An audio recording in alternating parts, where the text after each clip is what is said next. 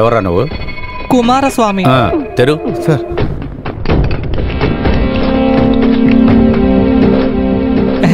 ఆ సార్ చాలా మంచి వాళ్ళు అనుకుంటా. ఇట్రారా. వస్తున్నాను సార్. సంతోషంగా ప్రారంభించండి సార్. చాలా మందితో ఆల్రెడీ దెబ్బలు తిన్నాను. నా వీపు మీద చేయబెట్టిన వాళ్ళు ఎవ్వరూ ఇంతవరకు మోసపోలేదు. వీడు పెద్ద కేడీరా. వీడి సెక్షన్ ఏంటి? ఊరికే చెప్తున్నారు సార్. దొంగతనం చేసావా? దొంగలించా నేనే దొంగలించా. అలా నిజం చెప్పాలి. అరే ఈ దొంగతనం అనేది మన పుట్టుకతో రావాలరా. అదొక కళరా. ఒక పోలీసు వాడు కొడుతున్నాడని దాన్ని కించపరచకూడదురా. నువ్వు దొంగతనం చెయ్యాలి. ఉన్నవాళ్ళ దగ్గర నుంచి నువ్వు ఇంకా బాగా దొంగతనం చేయాలి. నీకు ఆ సెటియార్ తెలుసా? లేదు. అదేరా మార్కెట్ లో హోల్సేల్ వ్యాపారం చేస్తాడే. ఆ మూతి ఇలా ఉంటుంది తెలుసు సార్. రే వాడి ఇంట్లో చాలా డబ్బు ఉందిరా. కానీ సగం నాకు కావాలి. 50-50. అయితే మీరు కూడా దొంగతనాన్ని ఎంకరేజ్ చేసేవాళ్లే కదా? లేదురా, దొంగతనం చేసేవాడిని ఎంకరేజ్ చేస్తా. రే ముందర నువ్వు పొట్ట తగ్గించు, బాడీ స్లిమ్ గా పెట్టుకో. అప్పుడే కిటికీ సువ్వుల నుంచి పిల్లిలాగా వెళ్ళిపోవచ్చు. సార్ పద పద. Thank you sir. మంచి సార్. ఇతని పేరు మీద చాలా కేసులు ఉన్నాయి సార్. వీణు పంపిస్తే కోర్టులో ఎవరిని నిలబెడతాం? ఏ రాఘవ, ఇటువంటి దొంగలు ఉండటం వల్లే మనకి యూనిఫాము అధికారం. ఇటువంటి వాళ్ళకి కొంచెం జాలి చూపించవయ్యా. వీడెళ్ళి లోపల పడుకుంటే నేనెక్కడ పడుకోవాలి? హోటల్లో ఉందామంటే దొంగల ప్రాబ్లం. లాకప్ అయితే సేఫ్ గా ఉంటుంది. రే నువ్వు పోరా. రేయ్ రేపు కోర్టు టైం కల్లా ఇక్కడికి వచ్చాయి. వస్తాడు. నేను ఖచ్చితంగా వస్తా. ఈ ఇన్స్పెక్టర్ సార్ డీలింగ్ నాకు బాగా నచ్చింది. చూసావుగా, దొంగడిని మన కొడుకులాగా చూడాలి. అప్పుడే మనం వాడిని కొడుకులాగా కొడటానికి మనకు అధికారం వస్తుంది. అవును, నా మాటలు వింటా నుంచుంటమే తప్పితే మీకు వేరే పనేవి లేదా? పనేవి లేకపోతే రోడ్డు మీద నుంచోండి. వచ్చే బండికి ఇలా చేయి చూపించారంటే ఎంత డబ్బు వస్తుందో తెలుసా? చార్లీ కొంచెం ఇలా వస్తావా? రేపు మనల్ని కూడా బూడిద పూసుకొని ఎక్కడికన్నా దొంగతనానికి పంపిస్తాడు ఇతను అనుకుంటా. నీకు బూడిద పూయాల్సిన అవసరం లేదు. ఏంటి సార్ బాగున్నారా? ఏంటి సెల్లు లోపల మంచం పరుపు ఉన్నాయి, లోపల సెల్యూన్ కొట్టు కూడా ఉందా? ఆయనేంది సోప్ పూసుకుంటున్నాడు? ఈ మధ్య లాకప్ లో ఖైదీలందరికీ అన్ని ఏర్పాట్లు చేసి పెట్టారా? ఏంట్రా తిరిగి చూస్తున్నావు? నువ్వు చేసే పని చేసుకోరా. నేను ఇంతకు ముందు ఎప్పుడు వీడిని చూడలేదే. ఇదిగో ఏ సెక్షను? ఎక్కడి నుంచి వస్తున్నావు?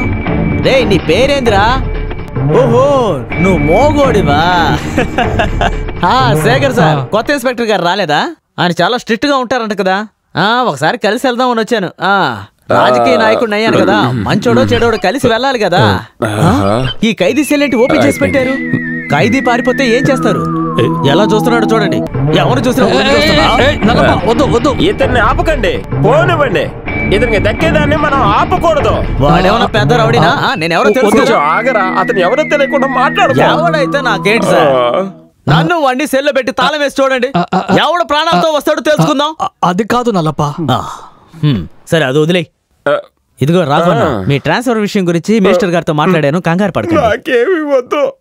రేపు నిన్ను ప్రాణాలతో చూస్తే అది చాలు. ఎందుకు అదోలా మాట్లాడుతున్నారు? ఏ అనుమానం లేదు. నిజంగానే ఏమీ లేదా? మా అమ్మ మీద ఒట్టు ఏమీ లేదు.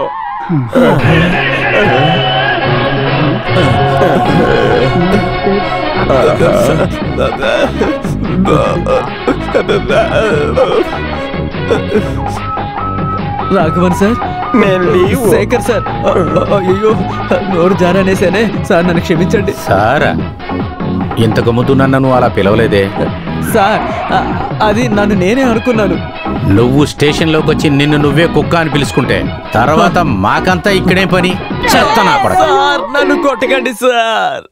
రేపు నేను మంత్రి అయ్యే కాబోయే మంత్రి. మీరు కొంచెం ఒంగోడు సార్. రేపు మీరు మంత్రి అయిపోతే నేను కొట్టలేను కదా సార్. నేను అలాంటి మంత్రిని కాదు.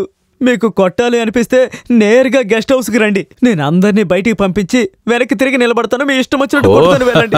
సరే అది పోనీ, నీ పేరేంటి? నా అసలు పేరు కట్టప్ప. మీకు ఏ పేరుతో పిలవాలనిపిస్తే ఆ పేరుతో పిలవండి. అవును, కట్టప్పనికి ఏంటి స్టేషన్ లో పని? నాకు ప్రజలకి లైట్ గా సేవ చేసే పని ఉంది. అందులో వచ్చే డబ్బుతోనే పూట గడుపుకుంటున్నాను. దానికి ఇక్కడే పని? బయట ఒక పంతులు గారు ఉన్నారు.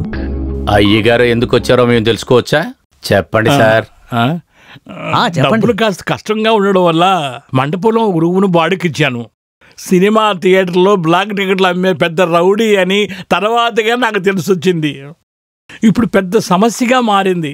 మందు దాగి వస్తున్నాడు, మాంసం కూర వండుతున్నాడు, మా ఇంట్లో అమ్మాయిల్ని ఒక మాదిరిగా చూస్తున్నాడు. ఇవన్నీ భరించలేక ఖాళీ చేయమంటున్నాను. నా మాటే వినడం లేదు. పేరేంటి? ఆ రౌడీ పేరు బ్లాక్ టికెట్ వాసు. వాడొక రాక్షసుడు. అది సరే. ఆ కాలంలో దెయ్యాల్ని తరమాలంటే మేము అయ్యవారులనే పిలిచేవాళ్ళం. ఇవాళ అయ్యవారింట్లో దెయ్యాన్ని తరమటానికి పోలీసు వాడు అవసరపడుతున్నాడు. కాలం మారిపోయింది కదా. ఇదిగో అయ్యవారు, ఈ దెయ్యాన్ని నేను ఎలాగో తోల్తా గానీ తోల్తే నాకేమిస్తావు? నీకు పుణ్యం ఉంటుందయ్యా. పుణ్యమంతా ఎవరికి కావాలయ్యా? ఆ పుణ్యాన్ని డబ్బుగా నా అకౌంట్లేసేయి. మీరు ధైర్యంగా వెళ్ళండి, నేను వస్తాను.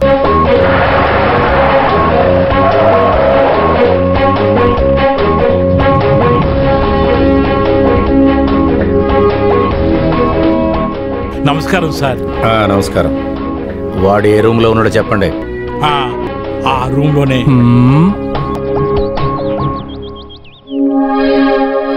వీళ్ళు మా అమ్మాయిలే, సరిత, సవిత, సంగీత. అరే, సరిత, సంగీత, సవిత. అది సరే. ఇది సిటీలో ఉన్న థియేటర్ పేరు కదా. ఊరికినైనా బ్లాక్ టికెట్ అమ్మే రౌడీ ఇదే చోటు తిరుగుతున్నాడంటే అడగటానికి చేయటానికి కాశీ అనేవాడు, ఉదయ్ అనేవాడు ఎవడన్నా ఉండుంటే ఇటువంటి ఎదవలు ఇక్కడికి ఎందుకు వస్తారు? చార్లీ, వెళ్ళి పిలు. ఎవర్రాది?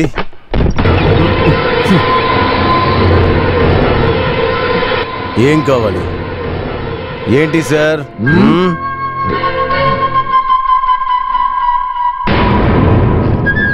అరే దేవుడా, ఏంటయ్యా పెద్ద ఆయన, ఇక్కడ నాకు ఊడిపోయేటట్టుందే. నీకింత పెద్ద ద్రోహం ఏం చేశానయ్యా నేను? ముందుగా ఈడి ఫోటో చూపించిన లీవులో పారిపోయేవాడిని. ఏంటి సార్, నన్ను చూడ్డానికే పిలిచారా? చార్లీ సార్, 2 కుర్చీలు తీసుకురా. ఇక మనం కూర్చొని మాట్లాడదాం. Black ticket Vasu. బ్లాక్ టికెట్లు అమ్మి సంపాదించిన డబ్బుని తిండికే ఖర్చు పెట్టి ఆ తినిందాన్ని కండలుగా పెంచావా? ఓ, కూర్చోవచ్చు కదా.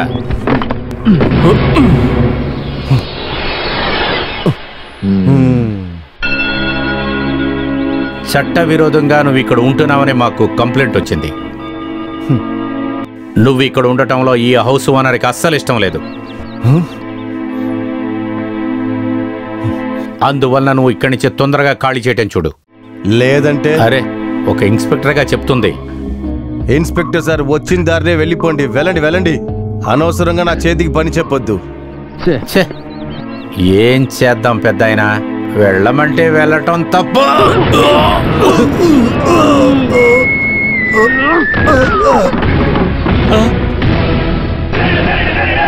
చార్లీ, వీడి సామాన్లు బయట పారదబ్బు. ఇది చూడటానికి చాలా బాగుంది పెద్దాయన. 400 సంవత్సరాలుగా ఎంతో పేరు సంపాదించుకున్న పుణ్యస్థలం ఇది. అలాగా? ఇటువంటి పేరుగలనే నేను వెతుకుతున్నాను. ఇది చాలా ఆశ్చర్యంగా ఉందే. ఓ, ఏంటి?